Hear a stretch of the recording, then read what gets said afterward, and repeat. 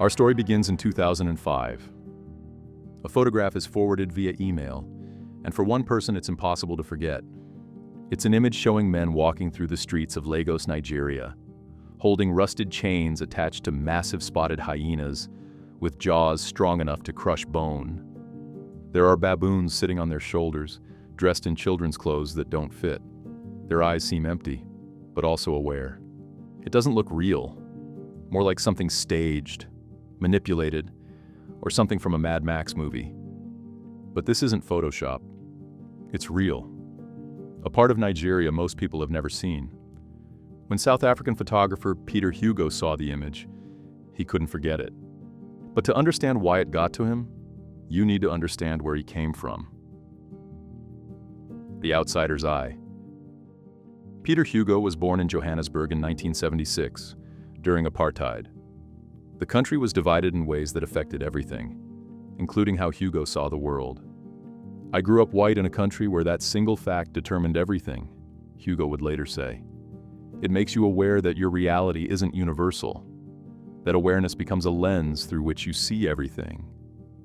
While most of his classmates followed traditional career paths, Hugo wanted to tell visual stories. He started working in Cape Town's film industry, learning about lighting, composition, and capturing moments.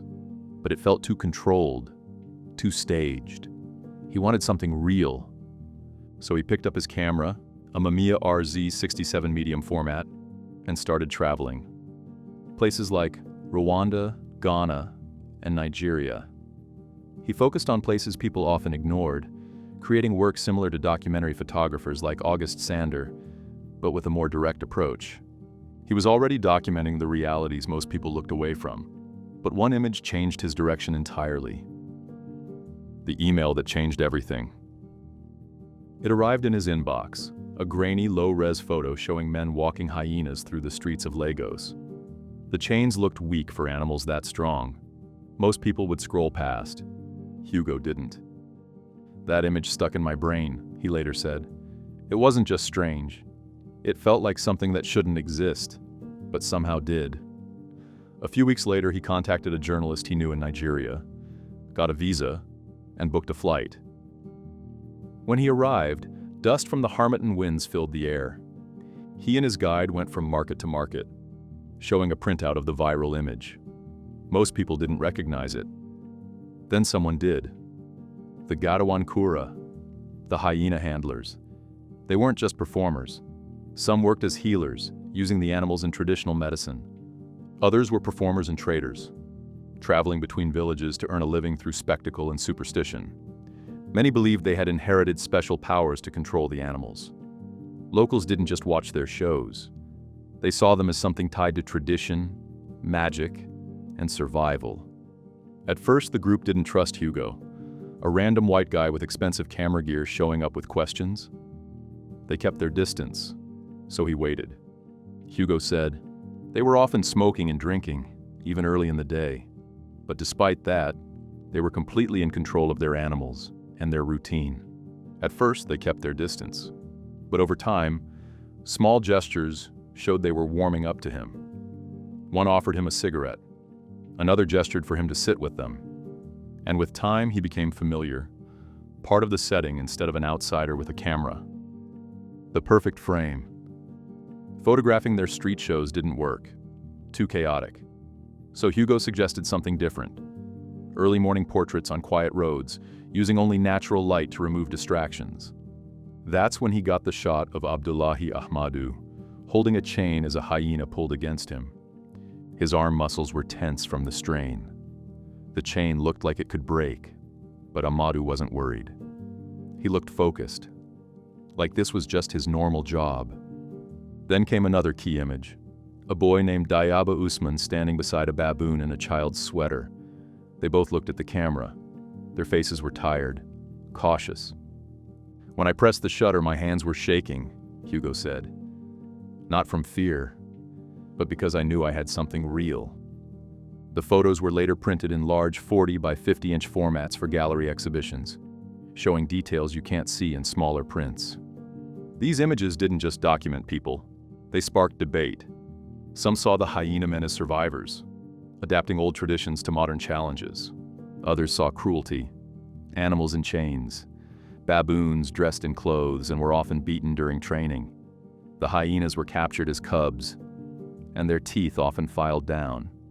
Their daily routine involved caring for animals in makeshift camps, giving sedatives to keep them manageable, and performing in different neighborhoods to earn money. And Hugo? Some praised him for showing a hidden world. Others accused him of reinforcing stereotypes, painting Africa as wild and strange. The photos raised tough questions. Who has the right to tell these stories? And where's the line between honest documentation and exploitation?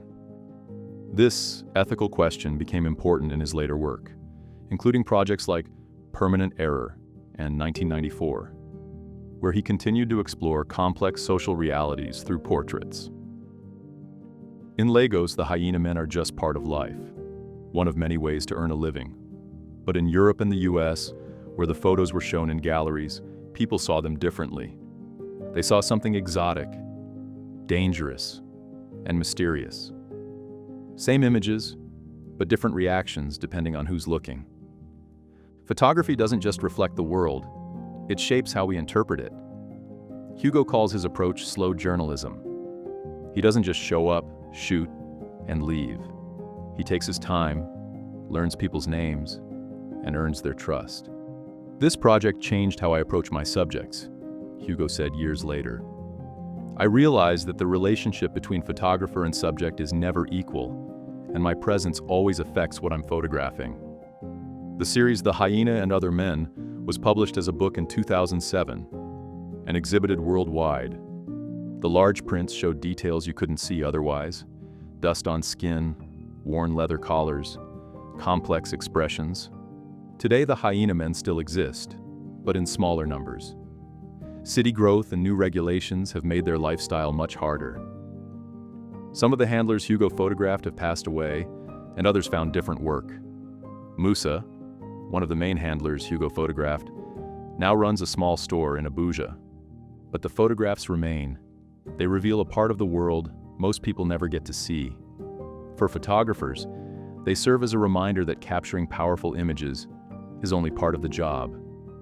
It's just as important to consider how those images represent the people in them, and what responsibility comes with showing them to the world. If you found this story interesting, consider subscribing for more deep dives into the stories behind iconic images and the photographers who capture them.